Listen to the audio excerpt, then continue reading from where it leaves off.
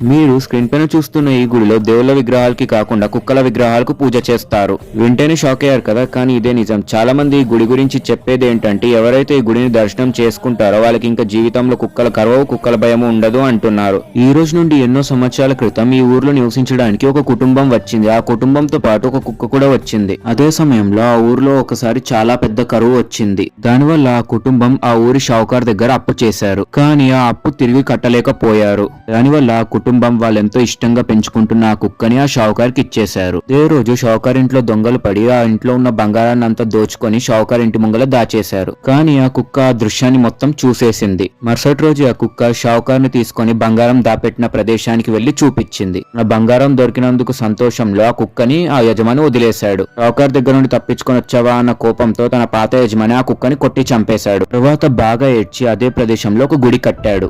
గుడి పేరు వచ్చేసి కుక్కూర్ గుడి, ఛత్తీస్గఢ్.